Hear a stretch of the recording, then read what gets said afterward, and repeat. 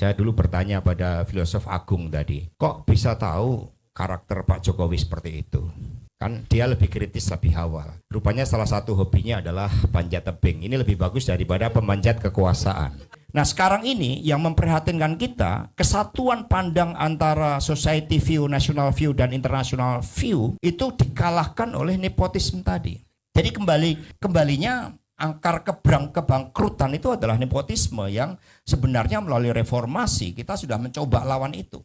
Jadi Mas Rocky Gerung dalam salah satu podcastnya mengatakan ketika ada yang mau membakar rumah PDI Perjuangan itu juga membakar suatu ide dan gagasan yang lahir dari PDI Perjuangan itu.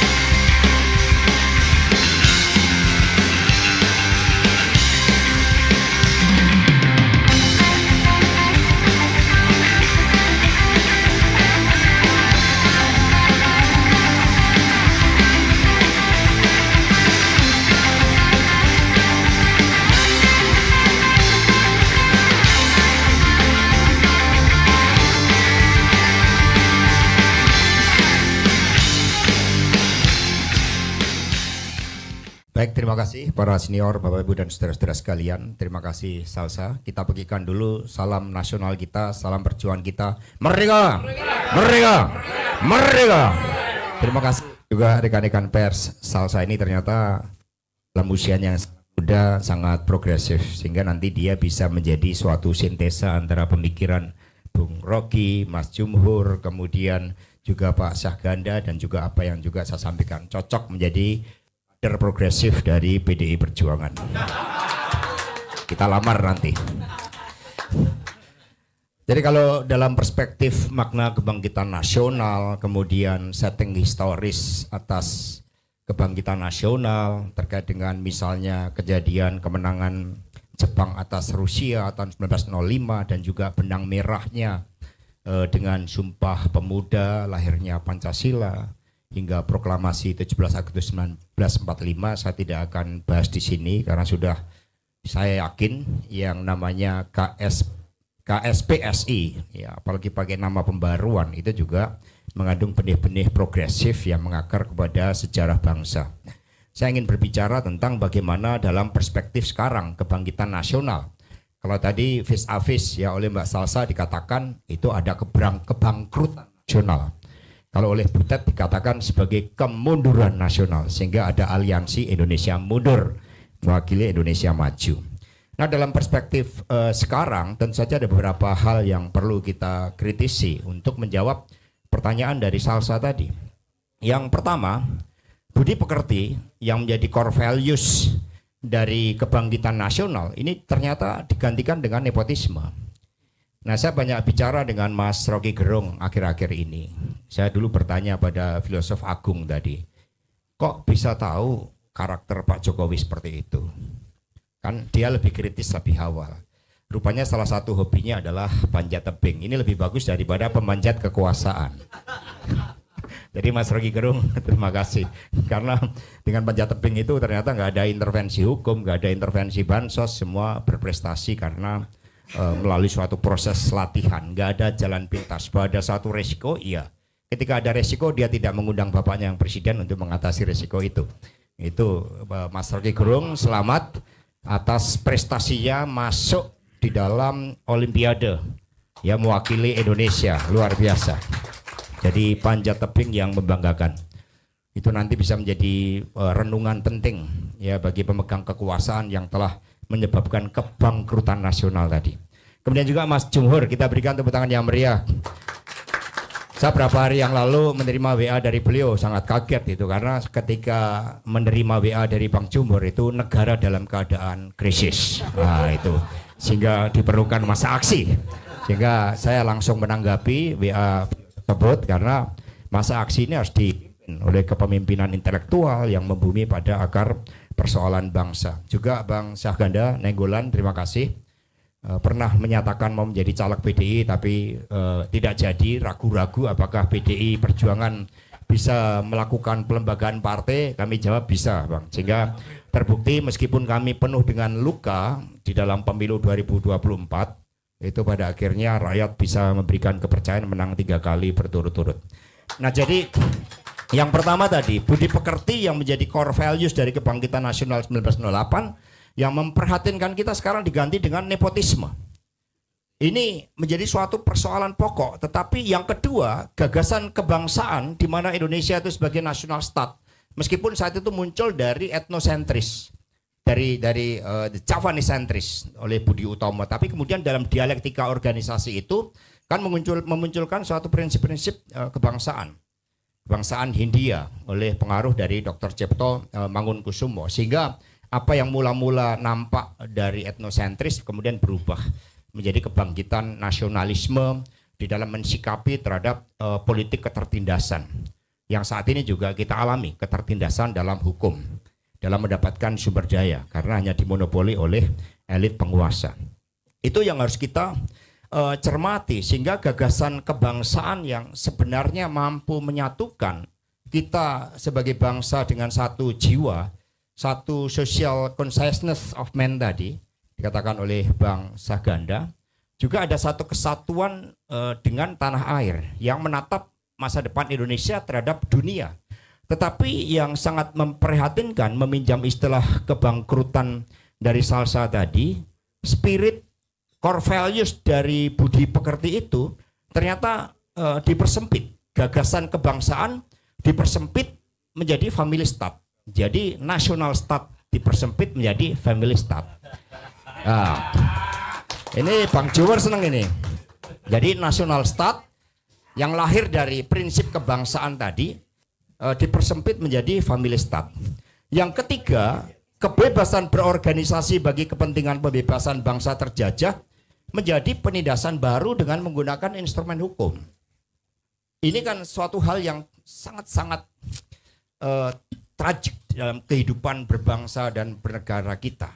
Sangat menggugah seluruh instrumen rasa, pikiran yang melahirkan semangat juang bahwa kebangkitan nasional harus kita munculkan kembali seluruh spiritnya, gagasannya untuk menghadapi suatu tantangan-tantangan baru. Tetapi ketika kita berbicara nasionalisme, ya itu sangat relevan. Justru kita mengkritisi termasuk pemimpin kita yang kemudian melupakan jati dirinya di dalam membangun kualitas demokrasi di Indonesia atas dasar mekanisme 5 tahunan secara langsung oleh rakyat yang berdaulat, ternyata kemudian dimanipulasi dengan berbagai cara, termasuk menggunakan instrumen hukum di Mahkamah Konstitusi. Sehingga ini kami yakin kebangkitan nasional kali ini akan membangkitkan kembali seluruh spirit kita untuk berbicara tentang bangsa dan negara kita.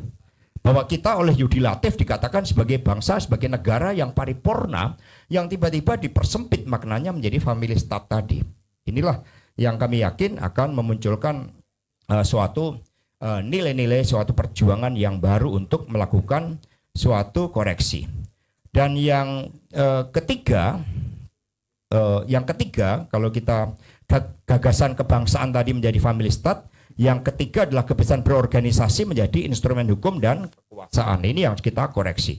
Nah, kalau sekiranya kita sekarang mau berbicara tentang kaitannya antara kebangkitan nasional dengan nasionalisme, solidaritas bangsa, dan juga arah bagi generasi masa depan, maka kita ada beberapa hal yang menjadi concern kita.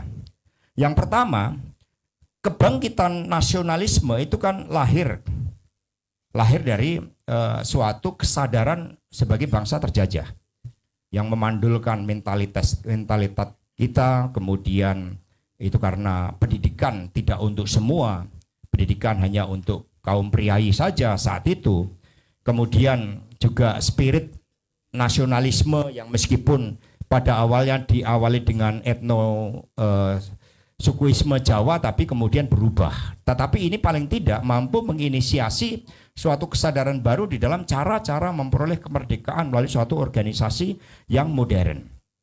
Nah, yang kedua, Cara pandang dan cara berpikir para tokoh kemerdekaan saat itu adalah hasil dialektika antara society view, national view, dan global view. Ini kita bisa lihat dari Soekarno ketika berbicara tentang society view, misalnya bertemu dengan Pak Marhen, sosok petani yang mengapa dia miskin, yang lalu menjadi suatu tesis perjuangan dari Bung Karno. Dia miskin karena dia terjajah oleh tata pergaulan hidup yang menghisap. Dan kemudian dari society view ini diangkat menjadi national view, menjadi suatu kesadaran mengapa sebagai bangsa dengan rekam jejak sejarah yang luar biasa kita bisa terjajah, dan ternyata ini tidak terlepas dari international view, dari dialektika peradaban global yang saat itu diwarnai oleh pertarungan ideologi baik kiri maupun kanan, blok kiri maupun blok kanan, yang kedua-duanya mengandung benih-benih imperialisme dan kolonialisme, sesuatu hal yang ditentang oleh para pendiri bangsa saat itu. Nah, sekarang ini yang memprihatinkan kita, kesatuan pandang antara society view, national view, dan international view itu dikalahkan oleh nepotisme tadi. Jadi kembalinya angkar kebangkrutan itu adalah nepotisme, yang sebenarnya melalui reformasi kita sudah mencoba lawan itu. Itu nepotisme, kolusi, dan korupsi. Tapi ini kan dibangkitkan kembali dengan menggunakan seluruh instrumen kekuasaan oleh presiden kita, yang seharusnya bisa menjadi simbol di dalam menghasilkan legasi kepemimpinan yang muncul dari bawah.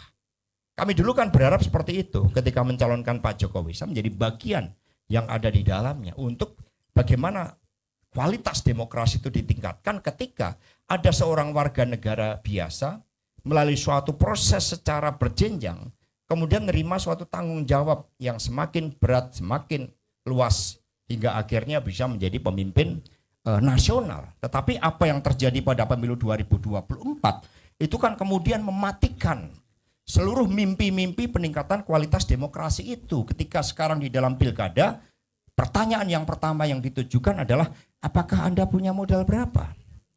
Yang kedua, Anda punya dengan sahabat hukum yang bisa menggerakkan seluruh komponen-komponen kepala desa, komponen-komponen yang memiliki suatu instrumen daya penggerak bagi pemenangan kepala desa. Itu kan luar biasa, sehingga apa yang disampaikan oleh Salsa tadi tentang kebangkrutan nasional sebagai suatu realitas saat ini untuk kita mengambil kembali saripati dari kebangkitan nasional menjadi sesuatu hal yang sangat relevan. Karena itulah yang ketiga, bagaimana kita mau bicara solidaritas global dan arah generasi masa depan ketika cara pandang kita dibalik menjadi kemunduran dalam hukum, politik, arah pembangunan yang semakin jauh dari cita-cita nasional. Teman-teman semuanya, kita berbicara solidaritas nasional itu pijakannya adalah national interest kita.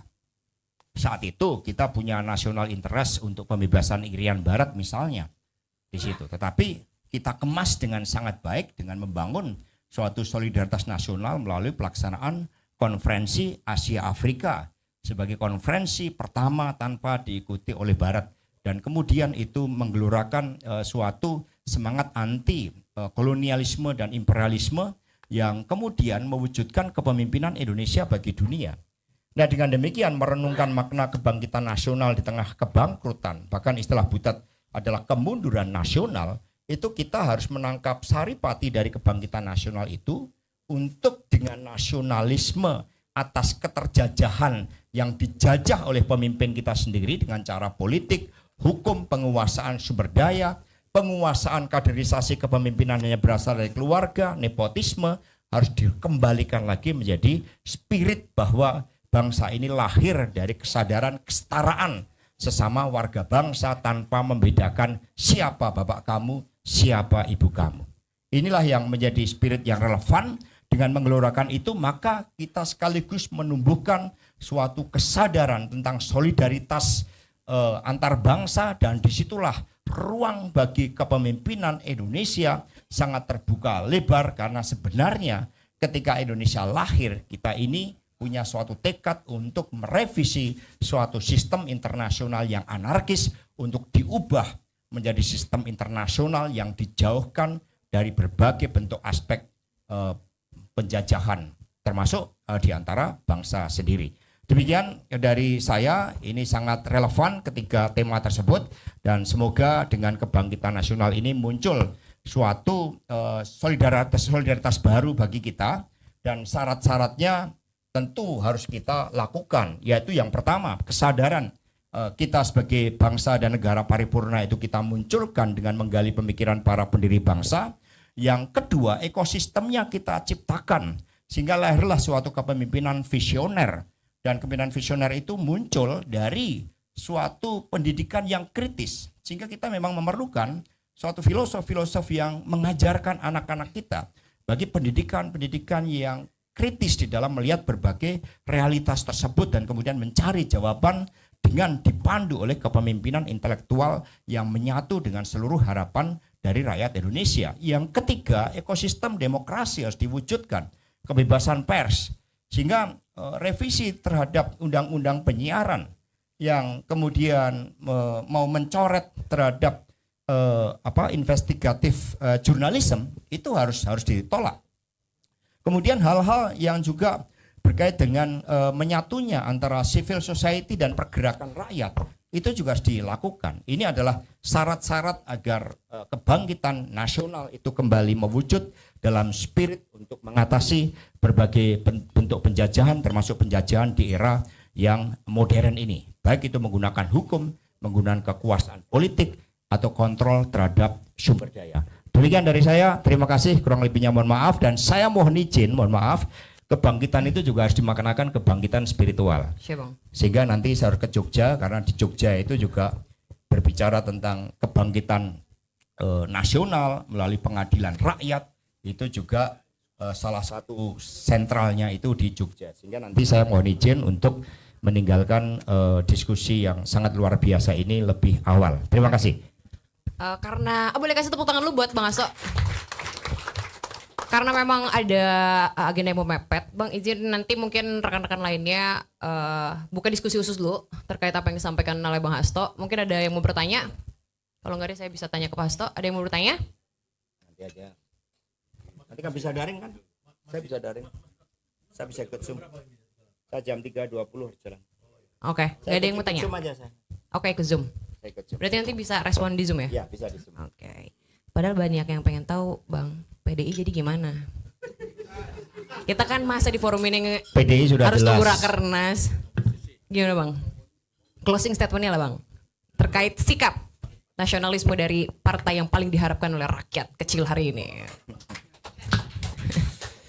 Ya baik, terima kasih. PD Perjuangan kan dibangun dengan kesadaran sejarah. Jadi Mas Rocky Gerung dalam salah satu podcastnya mengatakan ketika ada yang mau membakar rumah PD Perjuangan itu juga membakar suatu ide dan gagasan yang lahir dari PD Perjuangan itu. Gagasan apa? Gagasan tentang kemanusiaan, tentang keadilan. Gagasan tentang suatu kekuatan dari kedaulatan rakyat itu. Gagasan tentang Indonesia yang berdaulat, yang berdikari, yang berkepribadian dalam kebudayaan. Nah, seluruh gagasan itu juga melekat dengan legasi dari PD Perjuangan dan Ibu Megawati Soekarno Putri sebagai tokoh yang memang melekat di dalam sejarah reformasi, di dalam upaya mengoreksi sistem pemerintahan yang sangat militeristik dan otoriter saat itu, yang menjadikan rakyat sebagai musuh utamanya bagi mereka rakyat yang kritis. Nah, karena itulah PD Perjuangan tidak akan kehilangan dari DNA-nya itu. Tetapi sebagai partai yang mengemban demokrasi Indonesia, suara arus bawah adalah kekuatan PD Perjuangan. Karena itulah melalui Rakernas nanti kami akan dengarkan suara arus bawah di dalam menentukan sikap politik bagi PDI Perjuangan ke depan. Dan juga tentu saja agenda-agenda strategis terkait dengan pilkada serentak, bagaimana berbagai persoalan-persoalan terkait dengan pemilu 2024 yang merupakan pemilu yang paling brutal di dalam sejarah demokrasi Indonesia, paling curang, itu kemudian dilakukan upaya-upaya koreksi. Karena itulah civil society pun kami undang di dalam rapat kerja nasional tersebut, dan kemudian dari situlah kami akan mencoba untuk meluruskan watak demokrasi yang merupakan perpaduan dari kepemimpinan yang punya watak feudalisme, populisme, dan juga Machiavelli Jawa menurut hasil penelitian dari Pak Sukidi, ini kemudian bisa kami koreksi melalui pendekatan gotong royong dan membangun kesadaran bahwa hukum harus menjadi suatu pilar. Tanpa law enforcement, tanpa supremasi hukum, tanpa meritokrasi, ya kita hanya akan menuju kebangkrutan nasional, kemunduran nasional. Itulah yang akan diperjuangkan oleh PD Perjuangan. Apakah mau berada di dalam pemerintahan atau di luar pemerintahan, DNA-nya sudah jelas, tetapi tunggu tanggal mainnya. Terima kasih.